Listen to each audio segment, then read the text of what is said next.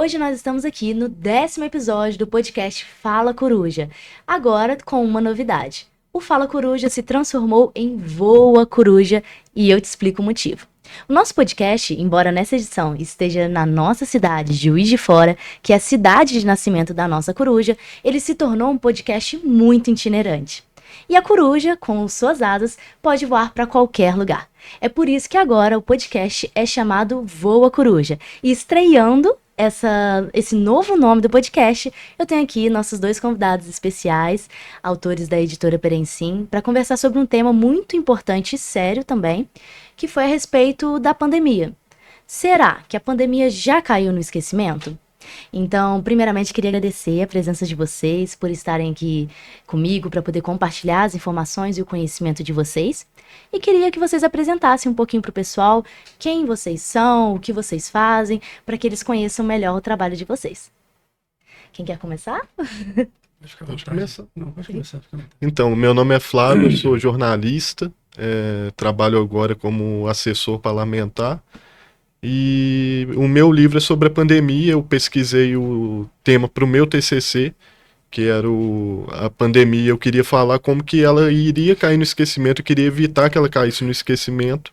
Então eu comecei a pesquisar sobre isso, para ter um material depois que as pessoas pudessem consultar lá na frente, daqui 10, 20 anos, pudessem entender melhor como foi a pandemia. Então eu entrevistei várias pessoas, 9 pessoas, de várias áreas diferentes, para poder falar um pouco de como que foi essa rotina durante a pandemia. Isso é interessante porque os livros são oportunidades das gerações futuras acessarem o que nós vivemos na atualidade. Então, às vezes, ali na rotina, no dia a dia, nós não entendemos que estamos fazendo história de alguma forma. E a pandemia foi, então, uma grande história que modificou negativamente a vida de muitas pessoas e que com certeza precisa ser lembrada para que a gente não repita os mesmos erros. Esse é o poder da história.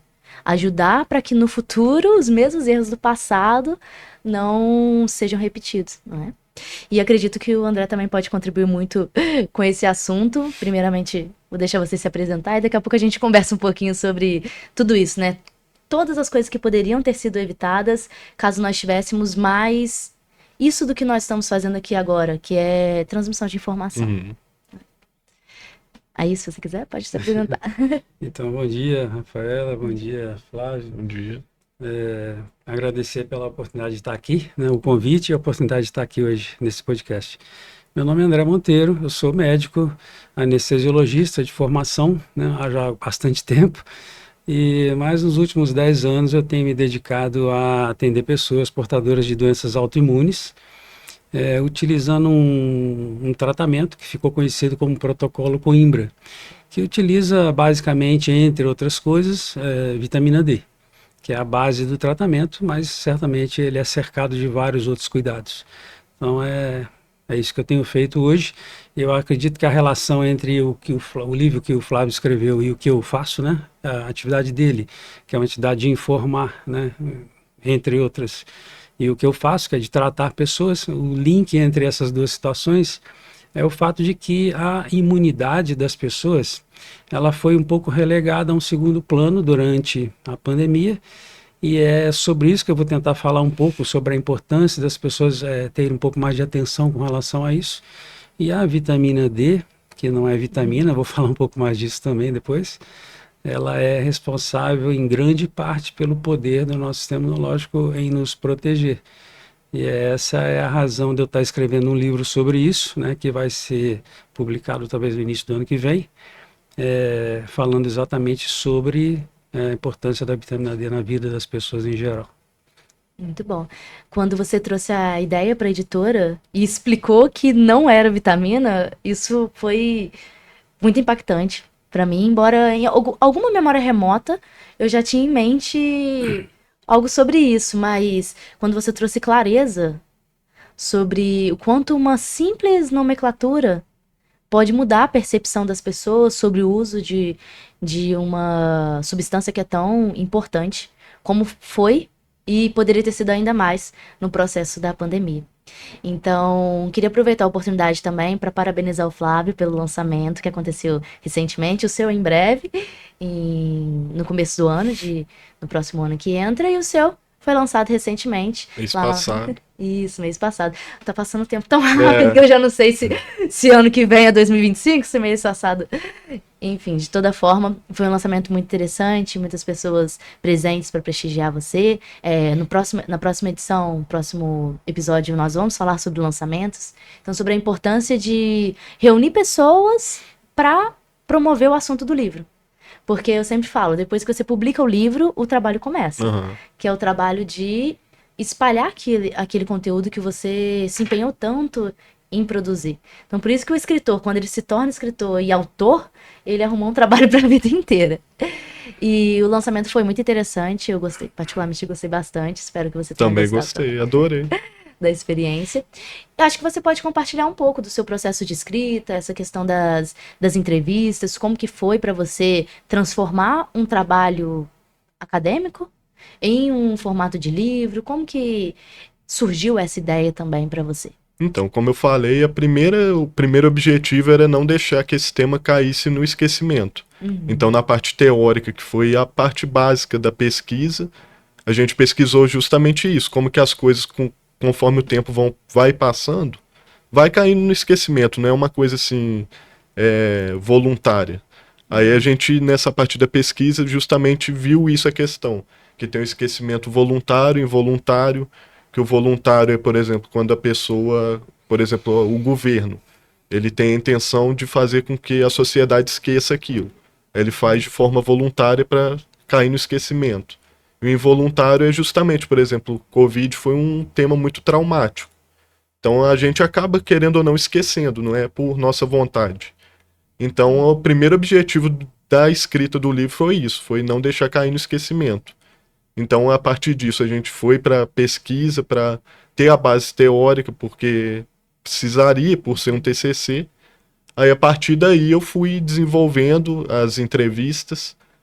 Primeira coisa, eu foquei quais áreas que seriam chave para ter no livro. Então, teria que ter alguém da saúde, por exemplo, não poderia deixar de ter. Um psicólogo para falar como foi a questão da saúde mental nesse período. Aí, a partir disso, eu fui buscar primeiro os entrevistados, definir junto com o meu orientador os entrevistados, quais seriam, tentando o máximo sair de Juiz de Fora, pegar uma área mais longe daqui, conseguir pegar entrevistados de Montes Claros, por exemplo, Belo Horizonte, então tentar sair desse ambiente de Juiz de Fora para não ficar uma coisa muito localizada. E a partir daí comecei a fazer as entrevistas, que foi a parte mais assim pesada, que eu já imaginaria que seria, mas foi a parte mais pesada, que ocupou mais tempo, deu mais trabalho, para partir para a parte da escrita mesmo. Que eu falo que foi a parte assim, mais fácil, foi a parte da escrita, porque você se envolve tanto, você fica tão imerso na história que a pessoa está contando, que na hora de escrever parece que já está tudo na sua cabeça, você só senta ali e já sai.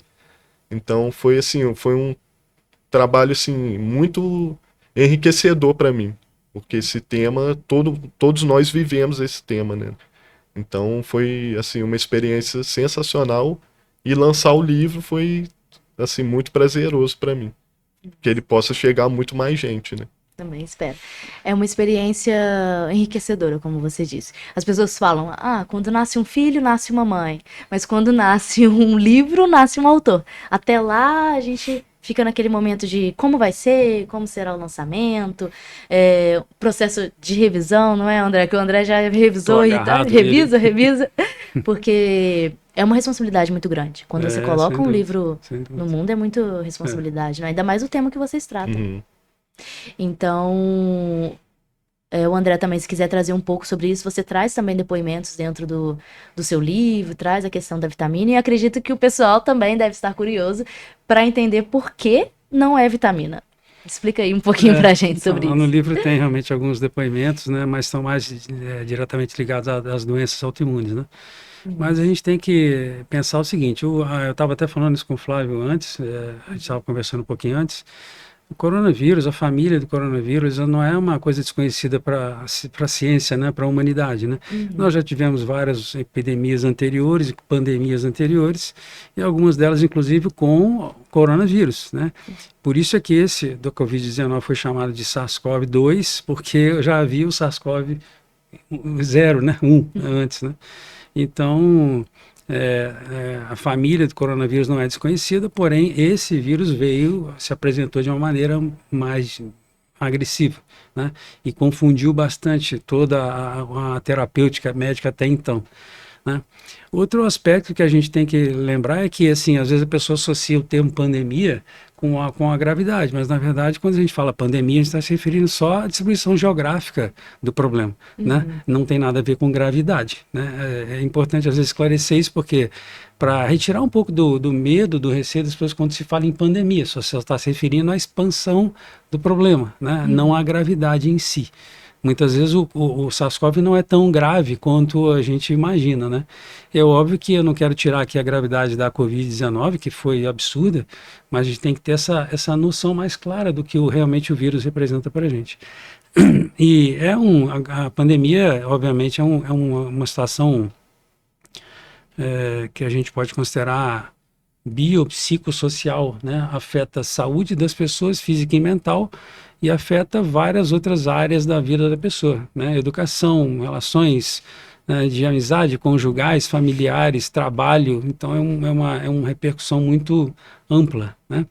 Mas o que eu também estava conversando com o Flávio antes é a respeito a ideia de que as pessoas não sabem que a gente está vivendo uma pandemia desde a década de 80, e ela está em curso até hoje, né, que é a pandemia de deficiência de vitamina D.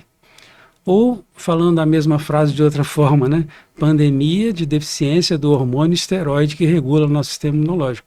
Esse que é o ponto crucial que motivou a escrita do livro, né, que vai se chamar Não é Vitamina.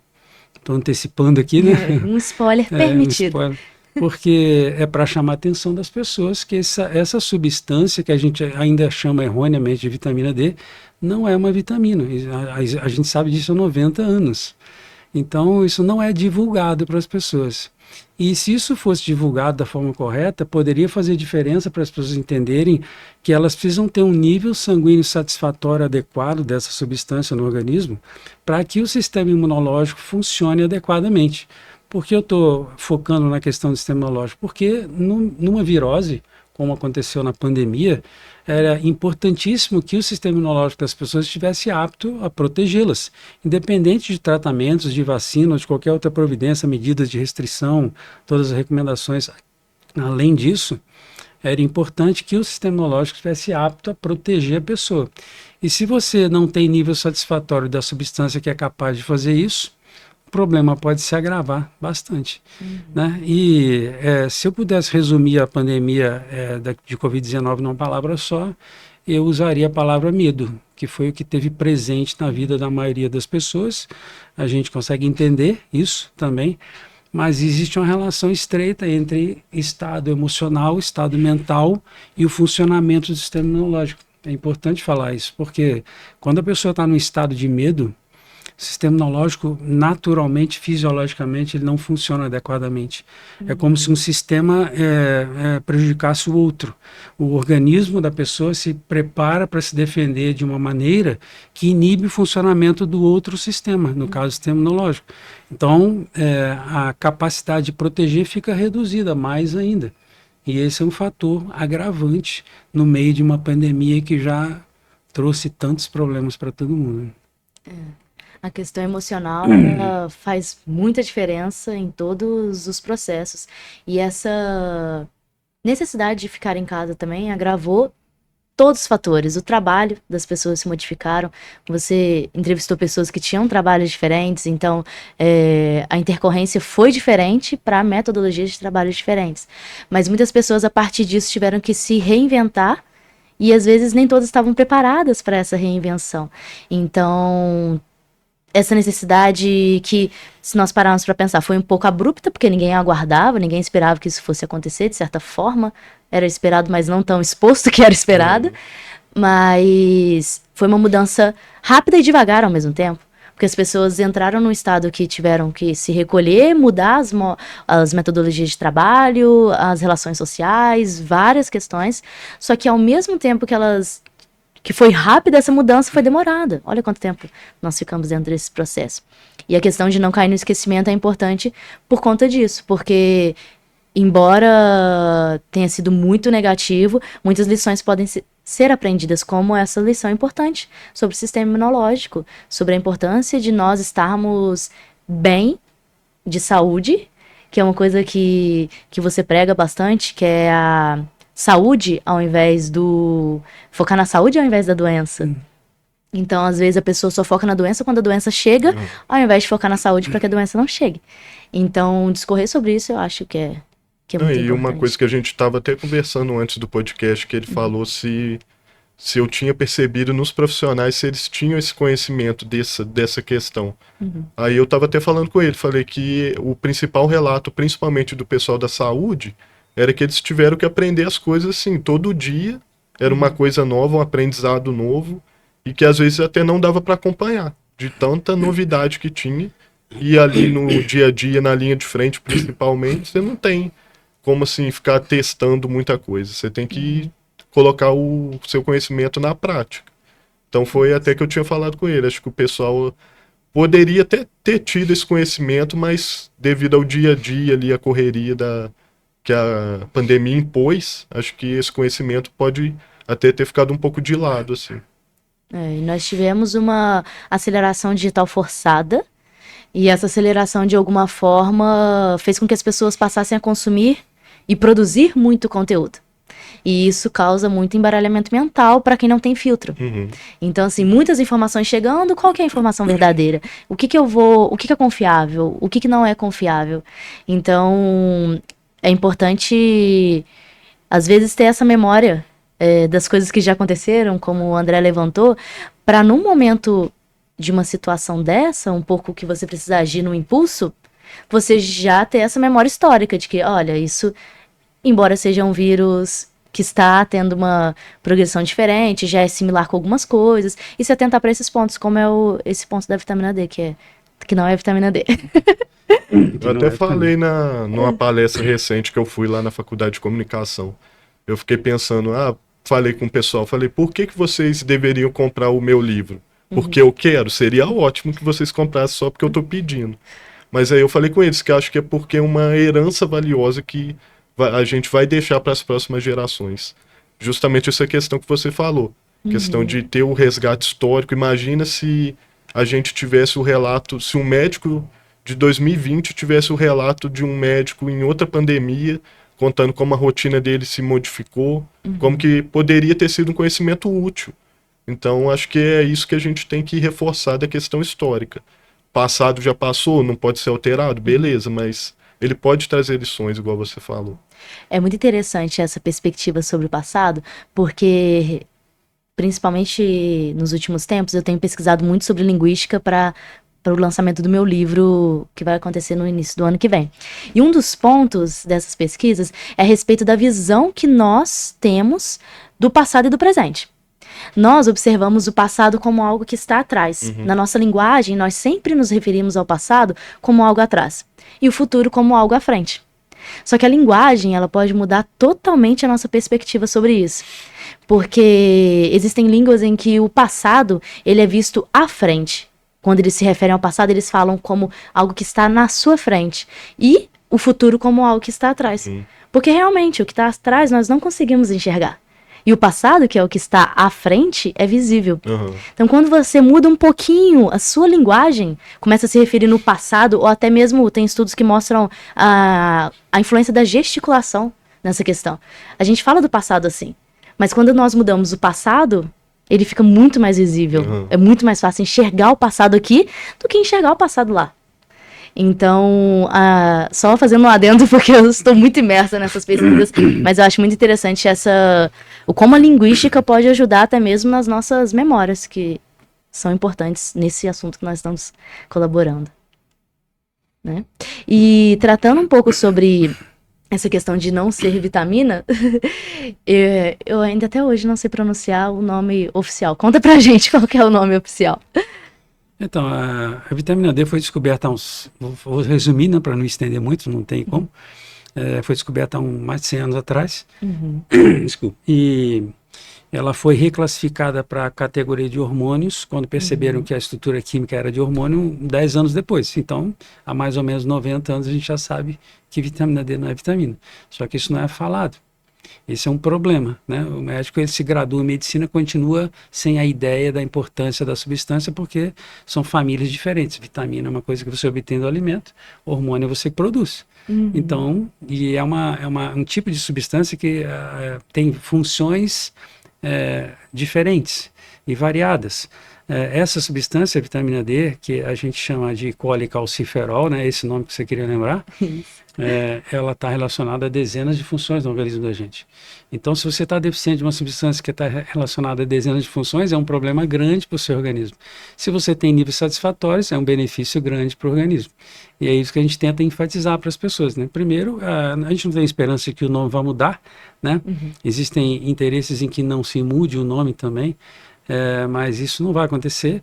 Mas a gente quer que a pessoa entenda e enxergue isso de maneira diferente, para dar a devida importância à substância, para que isso seja uma maneira de amenizar preocupações futuras. As epidemias, elas ainda vão acontecer outras, né? Elas virão, os vírus e bactérias habitam aqui, no mesmo mundinho nosso. Então vão surgir outras epidemias e talvez pandemias, e se a gente estiver um pouco melhor preparado para isso, isso ameniza o sofrimento, mesmo que ela seja grave sanitariamente falando, humanitariamente falando, né? Como aconteceu com a Covid. Então a importância é isso, é que a pessoa entenda que ela pode ter um aliado, né, a favor dela na sua preservação da saúde, né? E que entenda que é preciso saber quais são níveis adequados sanguíneos que a gente precisa ter para poder ter essa segurança, esse benefício, e entender também que o estado emocional influencia demais no desenvolvimento de doenças. Na maior parte das doenças que a gente tem hoje dentro da medicina, elas surgem a partir de um estado emocional alterado. A forma como as pessoas lidam com os problemas delas. Ansiedade, estresse, que é bem comum no dia de hoje, preocupações, irritabilidade, tudo isso. Então, entender que vitamina D não é vitamina, é um hormônio, né? E procurar se informar um pouco melhor sobre isso, sobre como isso pode interferir beneficamente na saúde da gente. Eu que já sou mais do lado das palavras, entender essa diferença, o peso que uma classificação faz na importância que você dá para uma substância. Então, é uma vitamina, toma um suplemento ali, tá tudo certo. Mas aí quando você entende a capacidade que a substância tem para além da vitamina, essa questão toda hormonal, tem um peso muito, muito maior e importante. E na época da pandemia, muitas coisas poderiam ter sido evitadas implementando algumas ações práticas de aplicação dessa mentalidade, não é? Se você quiser compartilhar com a gente também o que você acha que poderia ter sido feito nesse sentido, o que seria uma dose, embora a dose seja individual, mas o que seria aceitável as pessoas terem consciência? Para quem está assistindo aqui também entender e pensar um pouquinho, será que eu sei como está a minha vitamina D? Porque eu acho que muitas pessoas que podem estar assistindo estejam se perguntando, mas afinal, como que eu descubro isso? Será que a minha está satisfatória? Qual a referência? E qual é a referência certa também? Porque não é só qual é a referência, é qual a referência que é certa e que a gente deve confiar. Existe hoje uma referência que está lá no papelzinho do laboratório, né, que é respaldada por entidades médicas, né? Então, se você for olhar a referência lá, diz uma coisa, porém aquele valor que está lá, ele é um valor, digamos assim, é uma informação incompleta, porque para estabelecer aquele valor não se considera todas aquelas funções que a vitamina D desempenha, se considera apenas uma parte delas. Então, para uma parte das funções, aquele valor está satisfatório. Porém, se você entender que ela pode ser mais útil para você em várias outras situações, você vai precisar ter níveis maiores do que aqueles que estão escritos no papel do laboratório. Né? As referências são para o Brasil todo e, na verdade, quase que para o mundo todo. Né? E isso gera essa diferença, essa divergência de entendimento. Né? Se você considera poucas funções, aquele nível que está lá está bom. Mas a gente que trabalha com isso e vê isso todo dia, né, e trata pessoas com essa substância, a gente entende que, como referência para as pessoas em geral, é entender que níveis sanguíneos adequados, eles de vitamina D, no exame de sangue, né, para ter uma coisa mais concreta, mais palpável, seria algo em torno de 70, 80 nanogramas por mililitro, é assim que vem no exame, NG/ml, nanogramas por ml, 70, 80 nanogramas seria o adequado para todas as pessoas, independente da idade, crianças, jovens, homens, mulheres, adultos, todo mundo.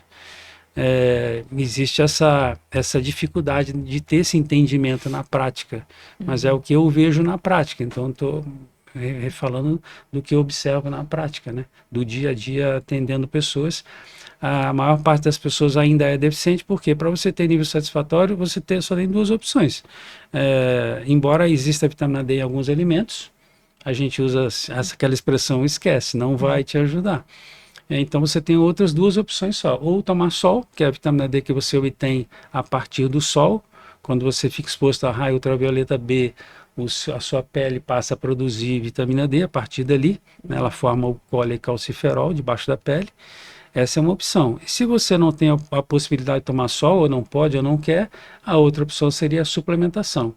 Né? A ideia é que, seja com a exposição solar, seja com a suplementação, você fique com níveis próximos de 70, 80 nanogramas. Essa aqui é a ideia, pelo menos é a nossa visão do que seria interessante para a maioria das pessoas para ter o benefício das dezenas de funções relacionadas a esse hormônio, né? Esteroide não é uma vitamina. Muito bom reforçar isso, porque por mais que seja falado aqui no podcast, a gente vai falar várias vezes para ver que se as pessoas vão guardando, porque eu também demorei a assimilar quando você trouxe a ideia para a editora, contou sobre o livro, e a explicação do que não é vitamina. Nós somos condicionados por tanto tempo a falar de uma forma que quando vem uma informação nova, na repetição que nós aprendemos. Então é importante para quem estiver assistindo também entender a relevância, às vezes, de fazer um exame. Porque, às vezes, a pessoa nem tem consciência do nível dela. E, às vezes, você falou 70 aqui e ela não tem nenhum valor de referência sobre ela mesma. Entendeu? Então, isso é... Eu não fazia a mínima ideia, não sabia. Tô aprendendo aqui agora. Porque... a melhor coisa é isso mesmo, correto é isso. Né? Se você tem dúvida, faça o exame para ver. Isso. E avalie, né?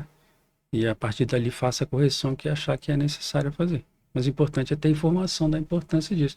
E se você for para a internet hoje, a gente tem acesso muito fácil à informação, você vai ver muita coisa falando sobre isso que a gente está conversando aqui agora. Tem muita informação sobre tudo, mas o interessante de trabalhar com livros é o empenho dos autores em produzir um material sabendo peso que um livro tem. Então não é como você escrever alguma coisa na internet, num blog, ou então só gravar um vídeo. O livro, você está colocando seu nome ali e você tem responsabilidade por tudo aquilo que foi falado. Então, a partir do momento que você assina aquela obra, você está assinando aquele conteúdo. Por mais que, falando em termos de medicina, ciências e vários outros assuntos,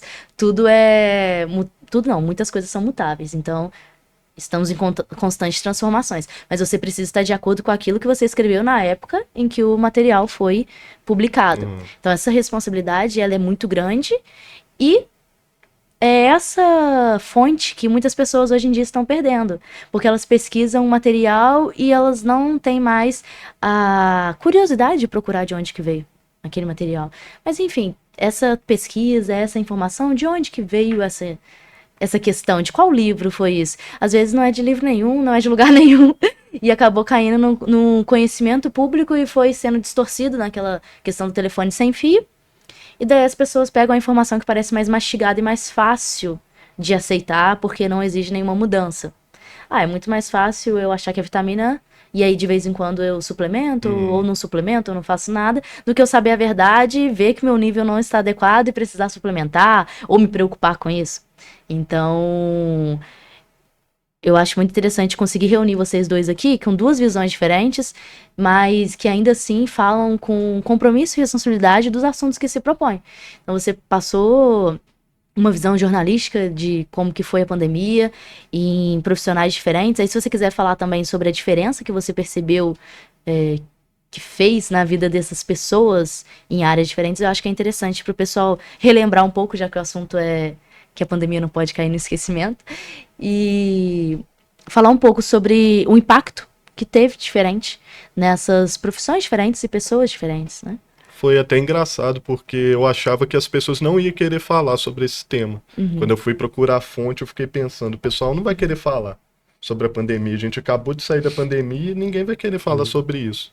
E eles toparam, assim, de cara, todos que eu conversei toparam falar. E foi muito interessante ver a diferença da rotina, como que mudou completamente. Por exemplo, o jornalista que eu entrevistei, ele falando que ele tinha um quadro no MGTV, que ele ia na comunidade, conversava com todo mundo recebia ele muito bem, e como que depois que veio a pandemia eles tiveram que ficar praticamente só na emissora, como que mudou a forma de fazer jornalismo. Acho que isso é muito importante, uma coisa que vai ficar marcante do livro, como que os feitios das profissões no dia a dia transformaram totalmente, principalmente na área médica.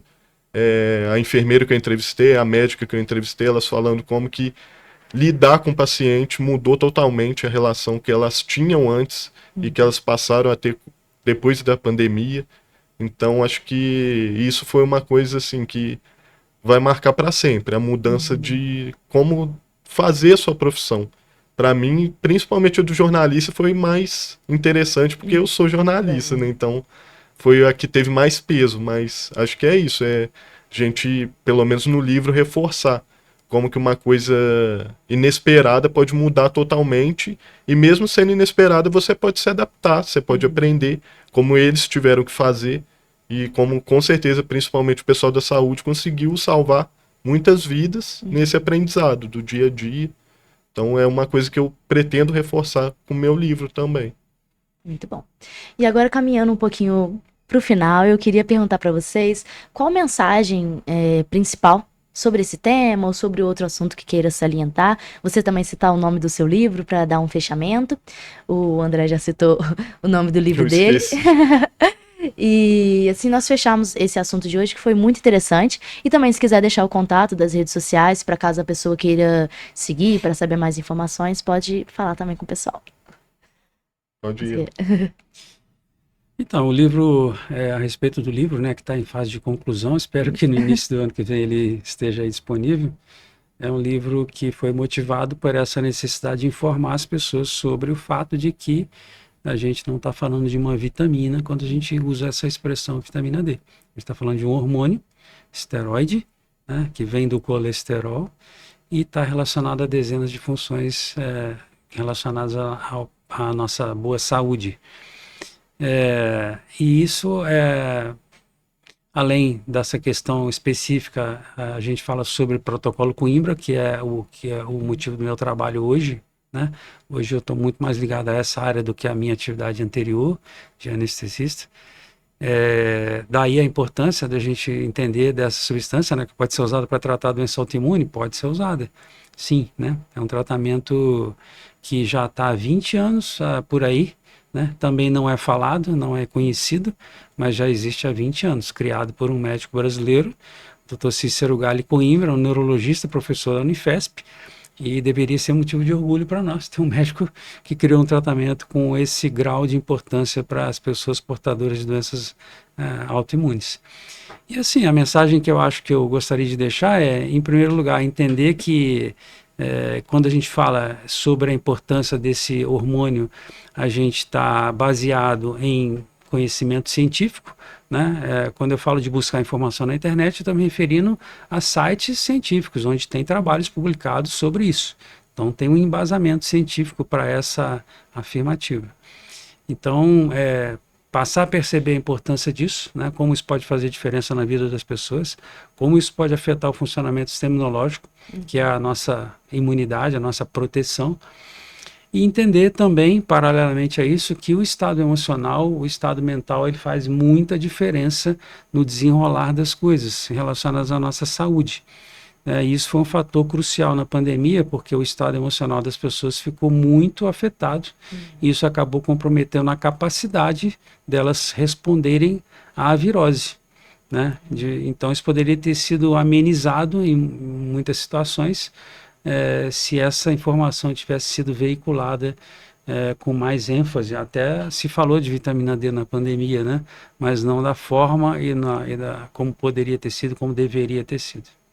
Muito bom, muito relevante. Eu já estou particularmente ansiosa para o lançamento, porque do que você trouxe para o livro eu achei conteúdo super interessante. Essa questão do embasamento, ele é muito importante, e todas essas revisões são tão importantes para que o livro se torne ainda mais impactante para quem lê. Então, gostaria de agradecer por você trazer um conteúdo tão rico aqui no nosso podcast hoje e deixar o pessoal na expectativa de que no começo do ano que vem nós teremos o seu lançamento, e já podem ficar com esse nome em mente, que não é vitamina, porque é um título que impacta e tem um porquê de impactar. Se quiser. Então, queria primeiro agradecer o convite, que eu não agradeci no começo, agradecer o André por ter dividido esse espaço aqui comigo. E acho que a principal mensagem do meu livro é a questão de valorizar a memória, valorizar o passado. A gente vive num país que, infelizmente, renega muito as suas memórias em vários acontecimentos.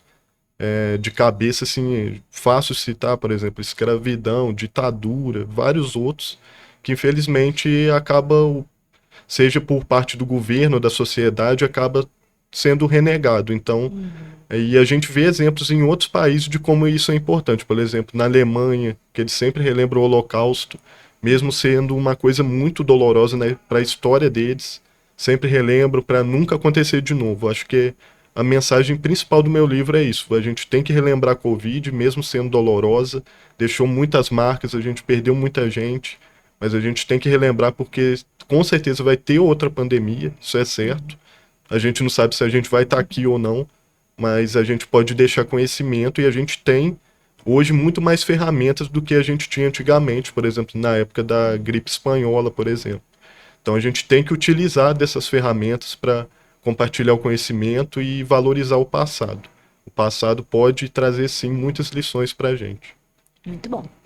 Eu agradeço também pela presença e por aceitarem esse convite de estarem aqui, também por compartilharem, confiarem no trabalho da editora para trazerem esses conteúdos que são muito importantes, justamente porque eles fazem história.